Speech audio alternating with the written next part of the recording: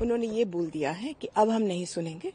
अगर किसी को तकलीफ हो हमारे वर्डिक्ट के साथ या कोई सुन नहीं रहा है तो आप हाई कोर्ट्स में चले जाएं। पिछले वर्डिक्ट में ये बहुत सख्ती से बोला था कि स्कूलों से हटाओ, कॉलेजेस से हटाओ, अस्पतालों से हटाओ, बस स्टॉप से हटाओ, और शेल्टर्स बनाओ। ये पांचों चीजें किसी ने नहीं की। उन्होंने बिल्कुल मॉडिफाई कर भी दिया है, कह करके हम मॉडिफाई नहीं कर रहे हैं। उन्होंने ये बोल दिया है कि अब हम नहीं सुनेंगे। अगर किसी को तकलीफ हो हमारे वर्डिक्ट के साथ या कोई सुन नहीं रहा है तो आप हाई कोर्ट्स में चले जाएं। अब 36 हाई कोर्ट्स हैं, लोग जाते रहेंगे या नहीं जाते रहेंगे। इन्होंने असल में मैं बताती हूँ क्या हुआ है। इन्होंने पिछले वर्डिक्ट में ये बहुत सख्ती से बोला था कि स्कूलों से हटाओ, कॉलेजेस से हटाओ, अस्पतालों से हटाओ, बस स्टॉप से हटाओ, और शेल्टर्स बनाओ। ये पांचों चीजें किसी ने नहीं की। 54,000 कॉलेजेस हैं, ये सब ने मना किया कि हम नहीं निकाल सकते क्योंकि हमारी कॉलेजेस में बहुत सारे स्टूडेंट्स हैं जो बहुत शोर मचाते हैं। एक एक छोटे छोटे कॉलेजेस में भर गए हैं जानवरों के हिमायती। दूसरा, रेलवे स्टेशन ने कहा हम तो नहीं हटा सकते हैं क्योंकि रोज 10,000 लोग आते हैं, गेटें हमारे खुले हैं, वो सब के सब खाना लाते हैं अपने साथ ट्रेन में खाने के लिए, सब देते हैं जानवरों को, तो हम क्या कर सकते हैं। हॉस्पिटल्स ने भी वही बोला कि भाई एक आदमी आता है अस्पताल में, उसके साथ 10 बाराती आते हैं, सब बाहर बैठ करके खाते हैं, तो हम तो नहीं हटा पाएंगे। यहां तक कि एम्स में भी नहीं हटाया। स्कूलों ने भी मना किया कि हम जाएं तो कहां जाएं। इस बीच में जो शेल्टर्स बन सकते थे 780 डिस्ट्रिक्ट्स में एक भी नहीं बना, दिल्ली तक में भी नहीं बना। तो जब सुप्रीम कोर्ट ने मेरे ख्याल से जब देखा कि ये कोई कानून, कोई भी ऑर्डर वो दे दें, अगर वो कह दें कि लाल को पीला बना दो या पीले को काला बना दो और कोई सुन नहीं रहा है, तो फिर वो क्या करते। तो अब उन्होंने हाथ धो लिया और कह दिया कि हमने जो कहा सो कहा, सुनते रहिए, लेकिन अगर कोई तकलीफ हो तो हाईकोर्ट में जाए।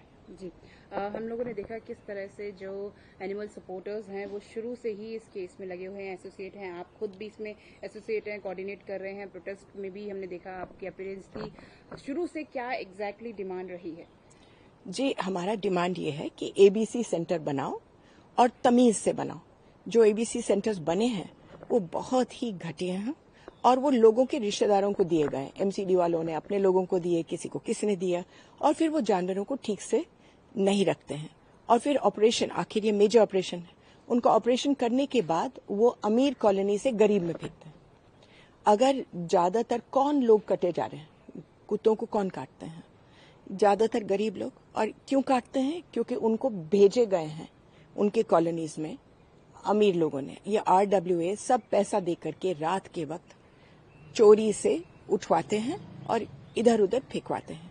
एक दफा ये इधर उधर फेंकना बंद हो जाएगा, एक कुत्ता जिसका ऑपरेशन हो चुका है वो कभी किसी को काटेगा नहीं। तो एबीसी सेंटर अगर ठीक से बने तो सब कुछ ठीक से चलेगा, लेकिन तब और अभी के बीच में किसी ने एबीसी सेंटर बनाया नहीं, तो अब क्या किया जाए। सोशल मीडिया पे हम लोग देख रहे हैं 2 मेजर ग्रुप्स बन गए, एक सपोर्ट में, एक अगेंस्ट में। अगेंस्ट वाले मेजरली जो है डॉग बिटन वाले केसेस लेके आ रहे हैं, और हम लोग न्यूज में भी देखा है कि गाजियाबाद का केस हो, गुड़गांव का हो, इस तरह के केसेस को देखिए। ये डॉग बाइट, अब गुड़गांव में एबीसी सेंटर नहीं है। हम लोग अभी नहीं 20 साल से बोल रहे हैं कि पहले तो उन्होंने एक आदमी को डाला जो नालायक था और जिसने किया नहीं, बस पैसा लेता रहा। उसके बाद उन्होंने कोई मध्य प्रदेश से ब्लैक लिस्टेड एनजीओ को अभी डाला है जो कोई काम नहीं कर रहे, केवल पैसे ले रहे हैं। तो अब आप इसको करप्शन का एक हब बना दे एबीसी को, तो फिर क्या होगा? यही होगा बेटे। अब सवाल ये है कि एबीसी सेंटर्स ठीक से बने और एनजीओज को ट्रेनिंग दे दें, उनको ठीक से रिकग्नाइज करें। ये जो हमारी animal welfare board of India है, ये 2 साल लगाते हैं एक एनजीओ को रिकग्नाइज करने में। 3 ही तो लोग हैं। एनिमल वेलफेयर बोर्ड पिछले 10 साल में पूरी की पूरी डिस्ट्रॉय हो चुकी है। पहले तो बहुत लोग उस पर बैठते थे, बहुत लोग जल्दी जल्दी काम करते थे। अब 3 लोग बैठे हैं, कभी आए कभी नहीं भी आए। तो एनिमल वेलफेयर बोर्ड को आप स्ट्रेंथन करिए, एनजीओज की ट्रेनिंग शुरू करें, एबीसी सेंटर्स में पैसे लगाएं। 2 साल के अंदर अंदर आपको ये तकलीफ नहीं होगी। जी, अब जब सुप्रीम कोर्ट ने बोल ही दिया है कि हम लोग की तरफ से यही this is the last decision, आप चाहें तो उसके बाद हाई कोर्ट जा सकते हैं, नेक्स्ट कोर्स ऑफ एक्शन क्या रहने वाला है? क्या मालूम, जो अभी तक तो कुछ हुआ नहीं है, तो अब इसके आगे कोई हाई कोर्ट जाएगा नहीं जाएगा, हाई कोर्ट बोले, कोई हाई कोर्ट बोलेगी कि रहने दो, कोई हाई कोर्ट बोलेगी कि एबीसी सेंटर बना दो। यही तो हो सकता है ना, क्योंकि उन्होंने कहा कानून के दायरे के अंदर हाई कोर्ट को दे दो। अब कानून यही है कि एबीसी सेंटर बनाओ, और अगर नहीं बनाओगे तो कंटेम्प्ट में रहोगे। एक लास्ट सवाल, जनरली ये क्वेश्चन उठता है कि अगर ये जानवर यहाँ नहीं रहेंगे तो कहाँ रहेंगे? इस तरह का एक नैरेटिव सोशल मीडिया में चला और एक ह्यूमैनिटी ग्रैंड लेवल पर जो है इसको प्रमोट भी किया जा रहा है। देखिए, ये अगर शेल्टर्स आप शुरू भी करेंगे तो शेल्टर्स में किसको डालेंगे? अगर आप मान लो इस कॉलोनी से 10 कुत्ते उठा लेते हैं, कल 10 और आ जाएंगे। जहां खाना वहां जानवर, तो आप किसको कहां भरते रहोगे? और ऑन द अदर हैंड कितने लोग हैं जिन्होंने प्रोटेस्ट किया देश में? करीबन 2 करोड़ लोग।